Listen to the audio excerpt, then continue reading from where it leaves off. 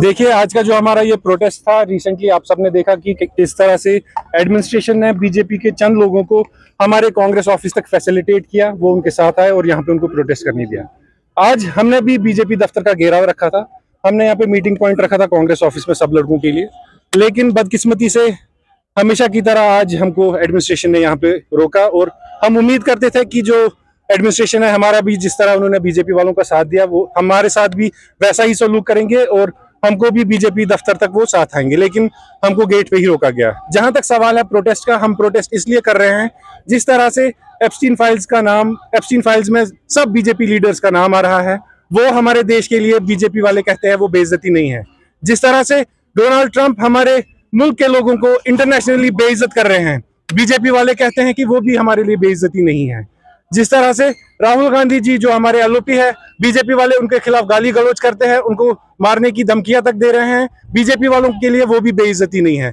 2010 में जब Commonwealth games के टाइम बीजेपी वालों ने प्रोटेस्ट किया, उस टाइम वो बेइज्जती नहीं थी, लेकिन आज जब एआई समिट के नाम पे पूरे देश के साथ मौकरी की जा रही है, जब हमारे यूथ कांग्रेस के लड़के उसके खिलाफ प्रोटेस्ट कर रहे हैं, तो गोदी मीडिया और पेड मीडिया, प्रोपेगेंडा मीडिया पूरे मुल्क में ये चला रही है कि it's a shame for nation. लेकिन जो शेम है वो उन चीजों में है, इन चीजों में नहीं। हमारा जो देश का पीएमओ हुआ करता था, उसकी अपनी एक इंपॉर्टेंस हुआ करती थी, उसकी अपनी एक सॉवरेनिटी हुआ करती थी, लेकिन जब से बीजेपी वालों ने सत्ता संभाली है, जब से प्राइम मिनिस्टर मोदी ने कुर्सी संभाली है, उन्होंने उस सॉवरेनिटी, उस इंपॉर्टेंस को कॉम्प्रोमाइज किया है। उनके लिए जो सबसे टॉप प्रायोरिटी है वो उनके पर्सनल इंटरेस्ट है, पार्टी इंटरेस्ट है और इनके दोस्तों के इंटरेस्ट है। लेकिन जो एक प्राइम मिनिस्टर चाहे जिस भी किसी पार्टी से हुआ करता था, उसके लिए सबसे टॉप प्रायोरिटी जो है वो नेशनल इंटरेस्ट हुआ करती थी, लेकिन इनके लिए आज बीजेपी वालों के लिए जो नेशनल इंटरेस्ट है दैट इज लीस्ट प्रायोरिटी। देखिए, जैसा आपने देखा कि जो रिसेंट ट्रेड डील हुई यूएसए और इंडिया में, उससे हमारे जो डायरेक्ट हॉर्टिकल्चर पे असर पड़ रहा है, उससे हमारे फार्मर्स पे असर पड़ रहा है। हम कहते हैं कि BJP has sold our farmers to US, that is our point.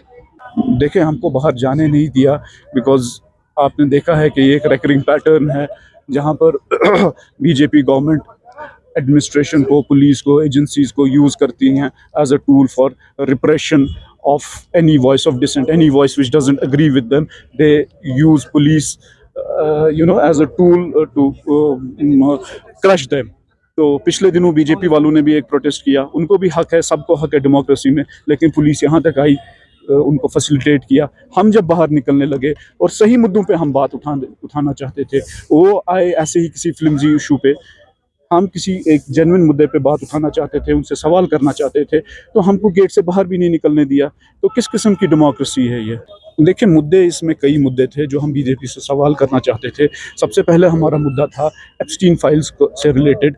Epstein files में इंडियन मिनिस्टर हरदीप पुरी का नाम आया है, बिजनेसमैन अंबानी का नाम आया है, लेकिन instead of taking any action against them, instead of sacking Hardeep Puri, government is protecting him, government is in fact patronising him. दुनिया भर में कई लोग इस इनफेमस पीडोफाइल स्कैंडल में इन्वॉल्व हैं।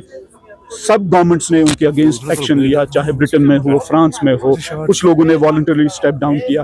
Probably India is the only country जहां गवर्नमेंट इनको पैट्रोनाइज कर रही है। तो क्या वजह है इसकी? कोई खास वजह है?